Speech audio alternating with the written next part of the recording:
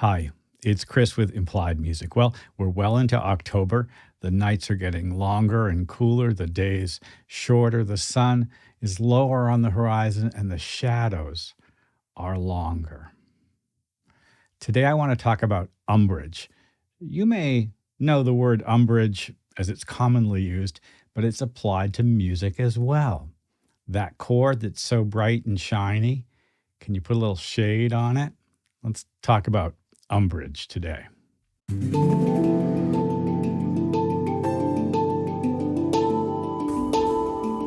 I defy you to find a reference to the word umbrage, in online right now. I looked for it and looked for it. Now, when I was a young student, I certainly recall being exposed to it. And I recently had a discussion on one of the forums with another music theorist about the term.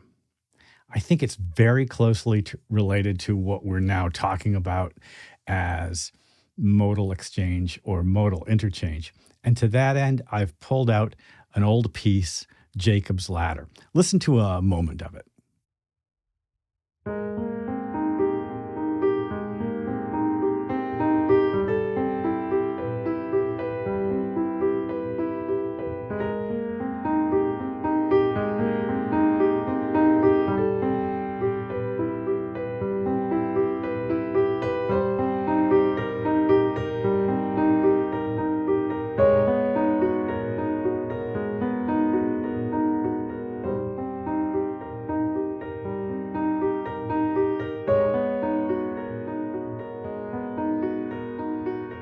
Well, what makes that tick? I wrote it not intellectually. I let my ear guide me, and yet looking at it from an analytical point of view, after I was done, I realized I was using the same techniques that I enjoy using all the time. It's really about the sound of one sort of modal terrain exchanging with another and creating a sense of light and dark. And that's the actual intensity of the piece. The first two chords in the piece, and if we look over here on the screen, you can see I've written out what is essentially the pairs of chords that relate to each other in each line of the piece. The first two chords of the piece, or scales or terrains of the piece, are the A flat major 9 terrain and the essentially C major terrain over G. It creates a slightly different sound. There's no F in there, so I can't really call it a G mixolydian. And the sound is definitely the sound of A flat major versus C major, right? Two very different textures. A flat major, C major. They're both bright, and yet the major sound that begins the piece and that the key signature is in, A flat, is kind of a less bright sound than C. Well, as the piece progresses, we're going to work with that.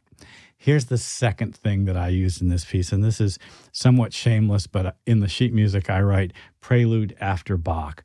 I've actually taken the famous instrumental form from Bach's Prelude in C and co-opted it. So we have, which is exactly the instrumental form of Bach. I did put a top note on it at the same time in the first measure. And then that top note turns into an A. And you can see it here. Let's just play it and take a look at it as it rolls by.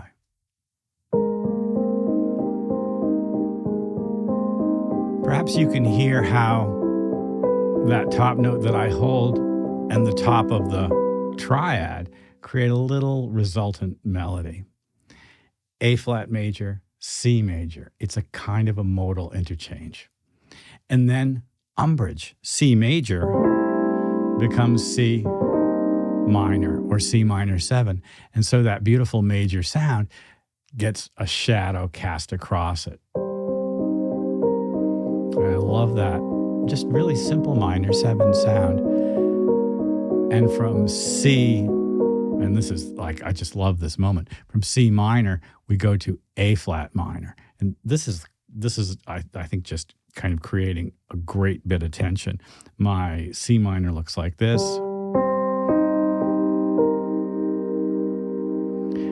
with a C on top.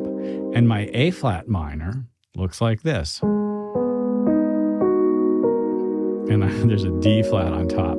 So technically, I think we're going to have to call this A flat minor 11. As I frequently do, I'm creating a modally saturated texture within each chord and within each instrumental form of the shape. So it's a very beautiful sound to my ear.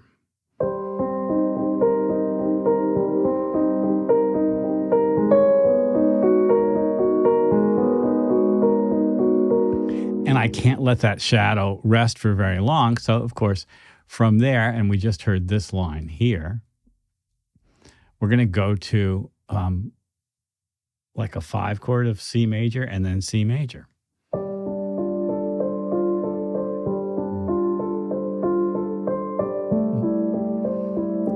It's kind of pretty, isn't it? Like there's a sense that everything isn't horrible, but there's still that sense of shadow and light. Shadow and Light, one of my favorite albums. G minor 11. We had G sus, now G minor 11, and then back to the C. C is our sort of shiny chord, right? From there, the C goes to the E flat major, and this is a full-on change, right? Why E flat major? Well, it's essentially a sus because we're heading back home to the A flat major, right? That's exactly what's happening. The E flat major is the 5 of A flat. And then this beautiful A flat 6/9. And then I've done something interesting in my performance of it that we can do kind of at any time. Most pieces proceed linearly, kind of down the page or, in your mind this way. But every piece has succeeding structural elements. And so what I've asked for in my score and how I usually perform it is I do each line twice, and then I go back up from the bottom to the top, each line once. And they actually, each line sounds great in that way. Theoretically, I suppose we could randomly skip from line to line as well. Listen, I've done a fairly full performance of it. There's just one time through the page and then back up again. I like to do it twice for a little more length. Let's just kind of watch it. I think with a score on the left-hand side and sort of the actual performance, you'll be able to follow along. For those of you who read, it should be really useful. For those of you who would prefer to see the chords, quick, take a snapshot of that yellow chord set over there, and you'll be able to follow along just kind of that way. I'll be back in a moment.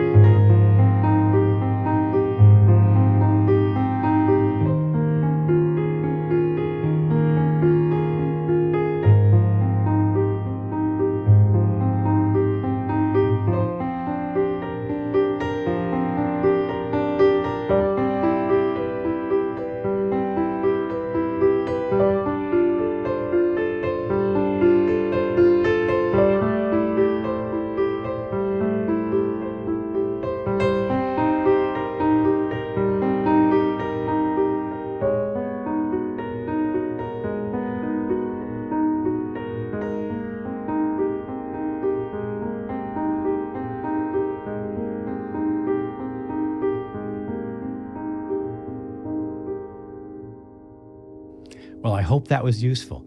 This sort of aggregates a lot of the ideas that we've been talking about: terrain, modal exchange, the use of instrumental form, structural conceits that don't rely on tonic dominant relationships, that sort of gentle serenity of being in place and looking at that place from a bunch of different angles. This is what interests me as a composer.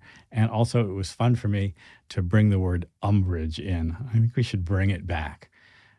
Little momentary shift to the parallel minor. That's umbrage. A moment of darkness in the chord. That's umbrage. The melody hints at a blue note.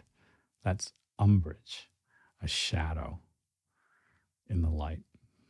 Well, like and subscribe. Ding the bell.